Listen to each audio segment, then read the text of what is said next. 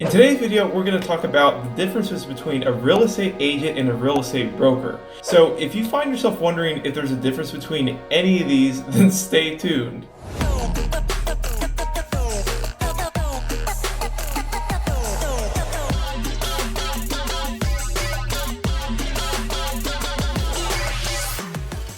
What's up YouTube, Pierre Measure here, the first and only apartment locator coach. But before we start, if you're new to my channel, please consider hitting the subscribe button and the notification bell to be notified when new videos like this come out.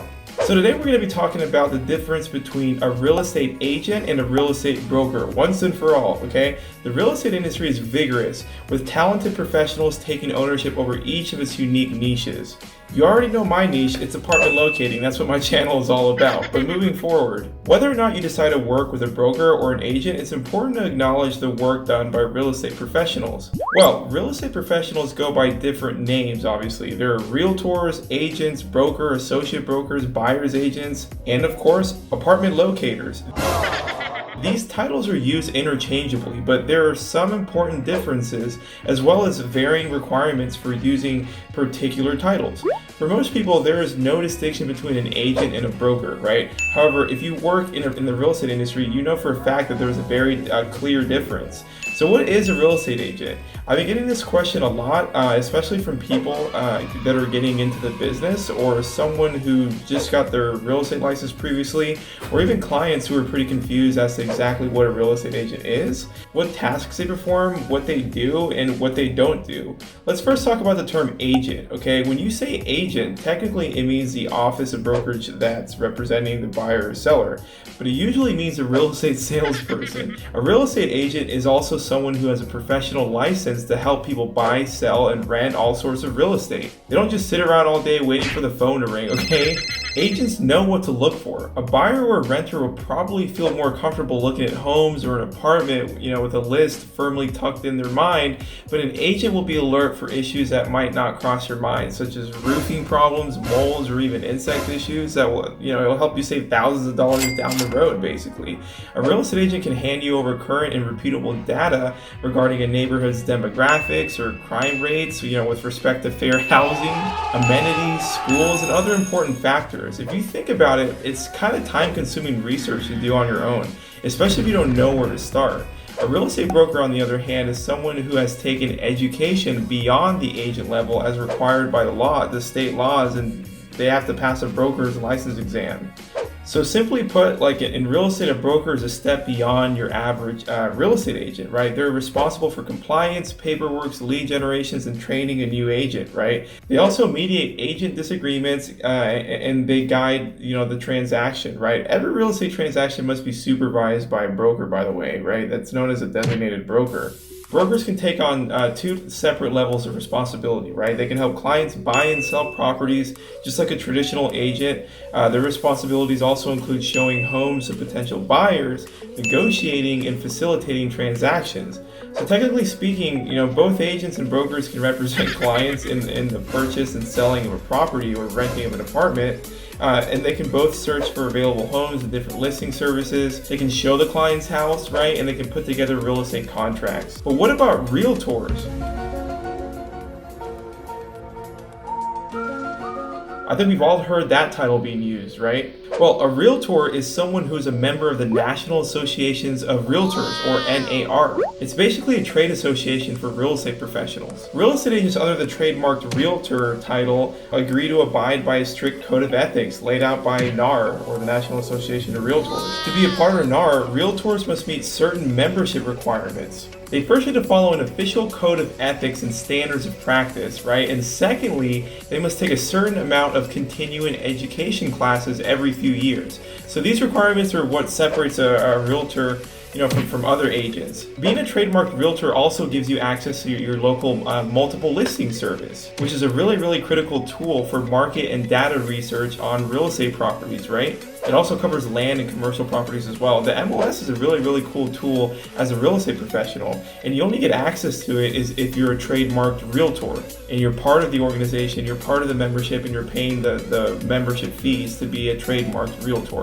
However, becoming a member of the NAR is not exclusive to agents or brokers, okay? Appraisers, property managers, and even counselors can join, and according to NAR, about half of all real estate agents in the United States are actually certified realtors. So what does that mean, right? Many real estate agents choose this path because the organization actively works to protect the interests of its members. Now, there's two types of licenses as agents and brokers that must obtain a real estate license to practice, right? There's a real estate salesperson's license and the real estate broker's license. A lot of people are asking me, like, how do you get a real estate license, right? Well, getting your real estate license is actually much easier than you think. And okay, nothing in business is easy or in life, right? But it is easier, like in relative to getting like a master's or doctorate degree for the income potential, like the earning potential that's possible as a real estate agent. You know, it's relatively easy in comparison to other rigorous job titles, right? But I guess nothing's easy in life, so maybe I shouldn't have used the word easy, but it's a breeze. It's a breeze. In fact, it only took me exactly 20 days to get licensed. From the day I paid for the online courses to taking all the prerequisite courses to signing up for the master test and passing the state test and getting licensed and then starting to work for the first day, it took me exactly 20 days. I counted every single day. So in relativity, it was easy in my opinion. Alright, so what are the requirements, right? First of all, you need to be 18 years old, right? That's the first requirement to take the state test, which is the next step, right? And to do that, you need to enroll in a real estate school. You can take the classes in person or you can do it online, which I highly recommend. That's how I got it done in 20 days exactly, because I did it online, right? It's quicker, it's cheaper, and it'll shorten the process a lot, right? And if you're looking for a school, there's so many schools online. Just make sure they're certified and you're getting your minimum required hours, because you've got to pass all the prerequisite courses before you sign up for the master test. But I'll probably drop a link somewhere on the school that I went through and schools that I recommend if you guys are interested in signing up for your real estate license. Now, once you pass all the courses, right, all you gotta do is sign up, like I said, take the state test, and then you don't need to worry about passing, right, guys? Getting your license is in my opinion, surprisingly easy. So if you guys have interest in becoming a real estate agent, just follow the steps I just outlined, and then you'll have a license in no time, right?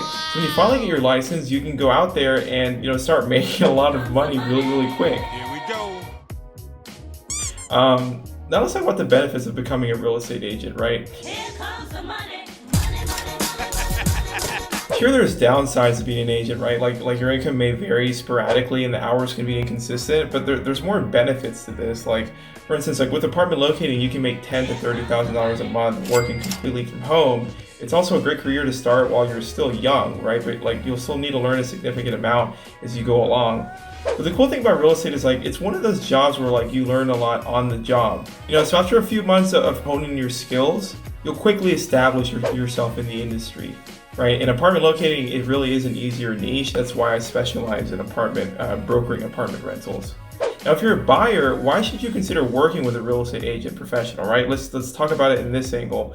Well, first of all, a real estate agent has the experience, right? It's their job to understand the inner workings of a property, buying and selling processes. And number two, a real estate professional, they really know the ins and outs of local markets, right? They can also help determine prices that are fair and competitive.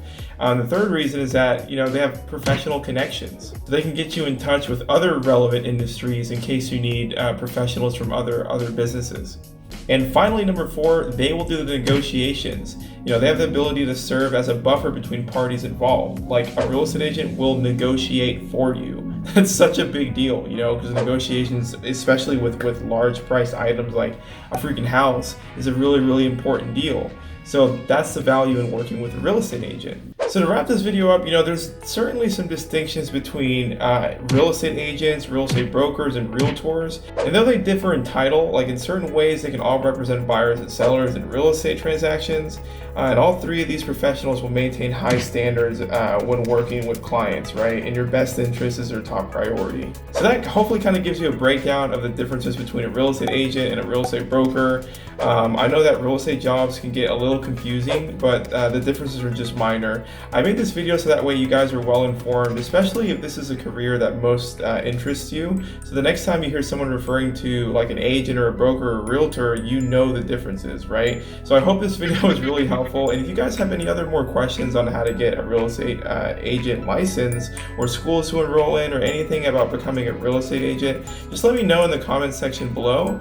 And thank you so much for watching this video. And if you like this video, please give it a thumbs up, share it with a friend or something who'd benefit from this.